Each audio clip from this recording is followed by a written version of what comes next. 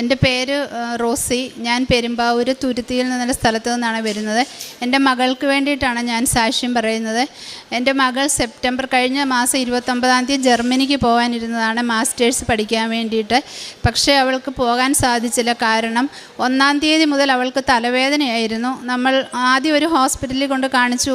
അവിടെ സൈനസൈറ്റിസ് ആണെന്ന് പറഞ്ഞ് ട്രീറ്റ്മെൻറ്റ് ചെയ്തു. അത് കുറവില്ലാഞ്ഞിട്ട് വേറെ ഹോസ്പിറ്റലിൽ കൊണ്ടുപോയി. അവർ മൈഗ്രെയിൻ ആണെന്ന് പറഞ്ഞു. അങ്ങനെ നമ്മൾ തീരെ ഇവൾ മോശമായ ഒരു സ്ഥിതിയിലേക്ക് പോയി. ആ അവസ്ഥയിൽ നമ്മൾ സെപ്റ്റംബർ 17-ാം തീയതി ലിസി ഹോസ്പിറ്റലിൽ കൊണ്ടുപോയി എമർജൻസി ആയിട്ട് MRI ചെയ്തപ്പോൾ മെനഞ്ചൈറ്റിസ് ആണ് കണ്ടുപിടിക്കുകയും നട്ടെല്ല് കിഴിച്ച് പരിശോധന എടുക്കണമെന്ന് പറഞ്ഞു. ആദ്യത്തെ പ്രാവശ്യം പരിശോധിച്ചപ്പോൾ മെനഞ്ചൈറ്റിസിൻ്റെ തുടക്കമാണ്. 14 ദിവസം ഇവിടെ കിടന്ന് ട്രീറ്റ്മെൻറ്റ് എടുക്കണം, അതിനുശേഷം പറയാം.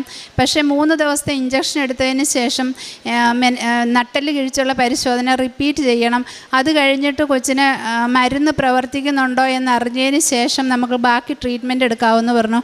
അങ്ങനെ ഞങ്ങൾ ആദ്യത്തെ LP ചെയ്തു. അതിനുശേഷം ഏറ്റവും കൂടിയ ആൻറ്റിബയോട്ടിക് 6 മണിക്കൂർ ഇടവിട്ട് കൊച്ചിന് കൊടുക്കാൻ തുടങ്ങി. പക്ഷേ കൊച്ചിന് നല്ല പനിയും കഠിനമായ തലവേദനയാണ്, നമുക്ക് കണ്ടിരിക്കാൻ പറ്റത്തില്ലാത്ത ഒരു തലവേദന. അങ്ങനെ 3-ാമത്തെ ദിവസമായപ്പോഴത്തേക്ക് ഡോക്ടർ പറഞ്ഞത് നമുക്കൊന്നും കൂടെ നട്ടെല്ല് കിഴിച്ച് പരിശോധിച്ച് നോക്കാമെന്ന് പറഞ്ഞു. അങ്ങനെ 3-ാമത്തെ ദിവസം പരിശോധിച്ചപ്പോൾ സെൽ കൗണ്ട് കുറഞ്ഞു. 500 ഉണ്ടായിരുന്നത് 350 പക്ഷേ ഇവൾക്ക് തലവേദന അപ്പോഴും ഉണ്ട്.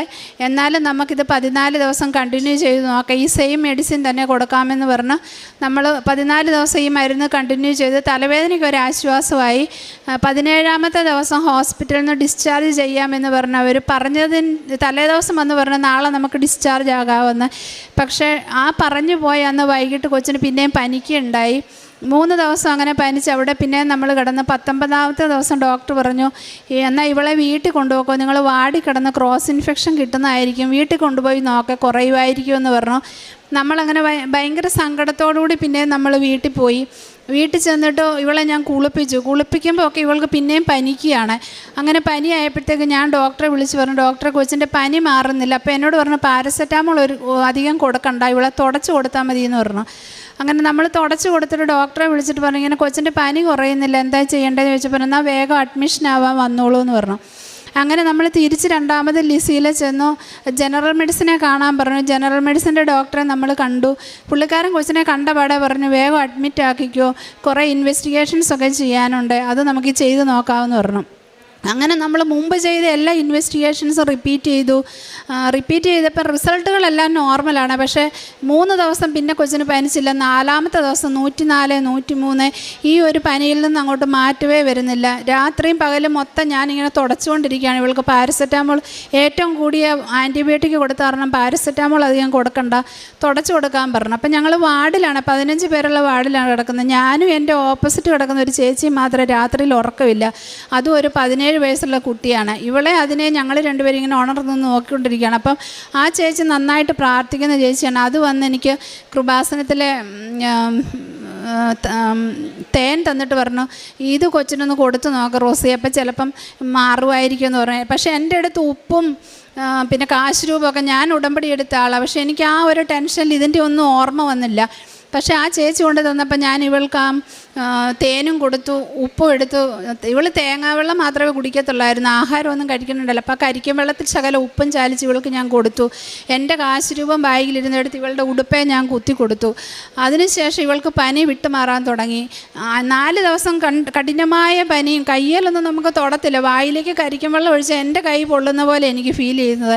ഞാൻ തന്നെ ഉള്ളതിനെ നോക്കാം, വേറെ ആരുമില്ല ഒരു ദിവസം ഒന്ന് മാറി നിൽക്കാൻ പോലും. ആ അവസ്ഥയിൽ ഇവളെ ഞാൻ ഈ 4-ാം പൊക്കം ഇത് കഴിഞ്ഞപ്പോഴത്തേക്ക് ഇവൾക്ക് പനി വിടാൻ തുടങ്ങി. ഇവിടെ തലേ കൈവച്ച് ഞാൻ പ്രത്യക്ഷീകരണ പ്രാർത്ഥന ചൊല്ലി, മാതാവ് എനിക്ക് ചോദിക്കാൻ വേറെ ആരുമില്ല, അമ്മ മാത്രമുള്ളൂ എനിക്ക്. ഞാൻ ദേഷ്യത്തോടെയും സങ്കടത്തോടെയും ഒക്കെ മാതാവിനോട് എനിക്ക് തന്നേ മതിയാവും. എൻ്റെ കൊച്ചിന് ഈ മാസം 30-ാം തീയതിക്ക് പോയില്ലെങ്കിൽ ഈ കൊടുത്ത കാശുകളും എല്ലാം പോകും, കുഞ്ഞിന് പോകാനും പറ്റത്തില്ല. അതിലും അപ്പുറം ഈ കുഞ്ഞിനെയും കൂടെ ഞാൻ 1.5 മാസമായി ലിസിയിൽ കിടക്കുന്നു, ഇതിനൊരു മാറ്റവും ഇല്ല. എല്ലാ ബോംബെയിലൊരു ബ്ലഡ് ടെസ്റ്റ് ടെസ്റ്റ് നമ്മൾ വിട്ടു, അമൃതയെ കൊണ്ടൊരു ടെസ്റ്റ് വിട്ടു. വിടുന്ന ടെസ്റ്റുകളെല്ലാം നെഗറ്റീവ്. പനി മാത്രം കുഞ്ഞിന് മാറുന്നില്ല. അമ്മയോട് ഞാൻ പറഞ്ഞു, ഞാൻ അമ്മയുടെ മകളാണെങ്കിൽ എനിക്ക് അമ്മ കുഞ്ഞിന് സൗഖ്യം കൊടുത്താലേ ഞാൻ സമ്മതിക്കത്തുള്ളൂ. സൗഖ്യം തരണം, എൻ്റെ കുഞ്ഞിനെ അമ്മ കയറ്റി വിടുകയും ചെയ്യണം. അവൾ ഒരുപാട് കഷ്ടപ്പെട്ട് നേടിയെടുത്തതാണ് മാസ്റ്റേഴ്സ് പഠിക്കാൻ വേണ്ടി ഒരു വിസ. അത് അവൾക്ക് കൊടുത്തേ മതിയാകൂ, അല്ലാതെ ഞാൻ സമ്മതിക്കത്തില്ല. ഈ വിശ്വാസത്തിൽ ഞാൻ ഉറച്ചു നിൽക്കണം, അമ്മ എന്നെ സംരക്ഷിക്കണമെന്ന് പ്രാർത്ഥിച്ചു. 5-ാം പക്കം കുഞ്ഞിന് പനിയൊന്നുമില്ല. അങ്ങനെ 5 ദിവസം പിന്നെയും നമ്മൾ ലിസിയിൽ കിടന്നു. കുഞ്ഞിന് പനിയൊന്നും ഇല്ലാതെ മിനിഞ്ഞാന്ന് നമ്മൾ ഡിസ്ചാർജായിട്ട് ഇവിടെ വന്നു. ഇന്ന് നമ്മൾ വന്നു സാക്ഷ്യം പറഞ്ഞോളാമെന്ന് പറഞ്ഞ് സാക്ഷ്യം പറയുകയാണ്. 27-ാം തീയതി അവൾക്ക് പോകാൻ വേണ്ടിയിട്ട് ടിക്കറ്റ് എടുത്തിട്ടുണ്ട്. ദൈവകൃപയാൽ സുഖമായിട്ട് അവൾ പോകും. അമ്മ മാതാവ് അതിന് വഴിയൊരുക്കി ഇതുവരെ ഞങ്ങളെ കാത്തു സംരക്ഷിച്ച അമ്മ മാതാവിനും തിരുക്കുമാരനും 1000 നന്ദി പറയുന്നു. ഇനി അമ്മയുടെ സാക്ഷികളായിട്ട് ഞങ്ങൾ മുന്നോട്ട് പോയിക്കൊള്ളാമെന്ന് വാഗ്ദാനം ചെയ്യുന്നു. യേശുവേ സ്തോത്രം, യേശുവേ നന്ദി. യേശുവേ നന്ദി, യേശുവേ സ്തോത്രം. നമ്മൾ പത്രം കൊടുക്കുന്നുണ്ട്. എൻ്റെ ജീവിത പങ്കാളി ഇവിടെ വന്ന് ഉടമ്പടി എടുത്തേക്കുന്നതാണ്. അപ്പം ഞാൻ കുട്ടനാട്ടുകാരിയാണ്, എന്നെ കെട്ടിച്ചേക്കുന്നതാണ് പെരുമ്പാവൂർ. ഞാൻ വരുമ്പോൾ പത്രം വാങ്ങിച്ചു കൊടുക്കാറുണ്ട്. ഞാനൊരു നേഴ്സാണ്.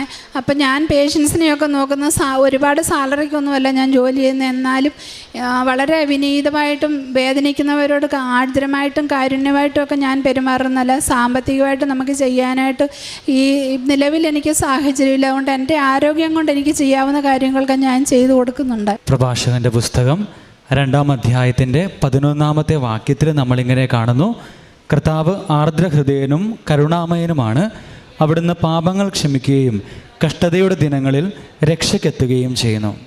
സ്നേഹം നിറഞ്ഞവരെ, റോസി എന്ന സഹോദരിയും കുടുംബവുമാണ് നമ്മളോട് ഉടമ്പടി ജീവിത സാക്ഷ്യം പങ്കുവച്ചത്. നമുക്കറിയാം, ഉടമ്പടി ജീവിതമെന്ന് പറയുന്നത് അത് കർത്താവിൻ്റെ ഹൃദയത്തിൻ്റെ ആർദ്രതയും അതുപോലെ തന്നെ അവിടുത്തെ കരുണയും ജീവിതത്തിൽ അനുഭവവേദ്യമാക്കുന്ന, അല്ലെങ്കിൽ കർത്താവിൻ്റെ കാരുണ്യം തിരിച്ചറിയുവാനായിട്ട് നമ്മളെ സഹായിക്കുന്ന ഒരു പ്രാർത്ഥന ജീവിത രീതിയാണ്.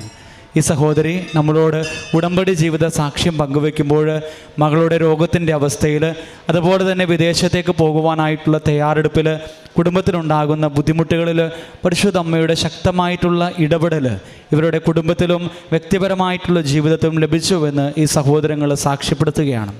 ഉടമ്പടി ജീവിതത്തിൽ ദൈവത്തോട് ചേർന്ന് നിൽക്കുവാനായിട്ട്, അവിടുത്തെ കരുണ നമ്മളുടെ ജീവിതത്തിൽ ചൊരിയുവാനായിട്ട് നമ്മളെ തന്നെ തയ്യാറാക്കുന്ന രീതിയിൽ ഓരോ പ്രാർത്ഥനയും അതുപോലെ തന്നെ ഉടമ്പടിയുടെ ചിട്ടവട്ടങ്ങളും നമ്മൾ അനുസരിച്ചുകൊണ്ട് ജീവിക്കുവാനായിട്ട് തയ്യാറാകുമ്പോൾ കർത്താവിൻ്റെ വലിയ കരുണ സ്വീകരിക്കുന്ന ജീവിതങ്ങളായിട്ട് നമ്മുടെയൊക്കെ ജീവിതങ്ങൾ മാറ്റപ്പെടുന്നു എന്നുള്ളതാണ് ഉടമ്പടിയുടെ ഏറ്റവും വലിയ പ്രത്യേകത എന്ന് പറയുന്നത്. ഉടമ്പടിയിലായിരിക്കുന്ന ഒരു വ്യക്തി ദൈവ കരുണയ്ക്ക് പാത്രമാകുന്നത് എങ്ങനെയാണെന്ന് ചോദിച്ചാൽ അത് പരിശുദ്ധ അമ്മയുടെ പ്രത്യേകമായിട്ടുള്ള മധ്യസ്ഥതയിലാണ്. പരിശുദ്ധ അമ്മയോട് ചേർന്ന് നിന്നുകൊണ്ട് ദൈവത്തെ പിതാവെന്ന് വിളിക്കുവാനായിട്ട് നമുക്ക് സാധിക്കുമ്പോൾ നമ്മളുടെ ജീവിതം അനുഗ്രഹിക്കപ്പെടുന്നതായിട്ട് നമുക്ക് കാണുവാനായിട്ട് സാധിക്കും. ഒരു കത്തോലിക്കൻ എന്ന നിലയിൽ, അല്ലെങ്കിൽ പരിശുദ്ധ അമ്മയോട് ഭക്തിയുള്ള ഒരു വ്യക്തി എന്ന നിലയിൽ നമ്മളുടെ ജീവിതത്തെ അമ്മയ്ക്ക് സമർപ്പിക്കുവാനായിട്ട് നമ്മൾ തയ്യാറാകുമ്പോൾ എപ്രകാരമാണോ അമ്മ ദൈവിക പദ്ധതികൾക്ക് കീഴ്പ്പെട്ടത്, അതുപോലെ നമുക്ക് ഓരോരുത്തർക്കും ദൈവ പദ്ധതികൾക്ക് കീഴ്പ്പെട്ടുകൊണ്ട് ജീവിക്കുവാനായിട്ടുള്ള വലിയ അനുഗ്രഹം പരിശുദ്ധ അമ്മയുടെ മധ്യസ്ഥതയിൽ ഉടമ്പടി പ്രാർത്ഥന വഴി ലഭിക്കുന്നതായിട്ട് നമുക്ക് കാണുവാനായിട്ട് സാധിക്കും. ഈ സഹോദരിയോടും ഇവരുടെ കുടുംബത്തോടും ചേർന്ന് നിന്നുകൊണ്ട് നമുക്ക് ദൈവ തിരുനാമത്തെ മഹത്വപ്പെടുത്താം. ഇരു കരങ്ങളും അടിച്ച് പരിശുദ്ധ അമ്മയ്ക്കും തിരുക്കുമാരനും നന്ദി പറയാം.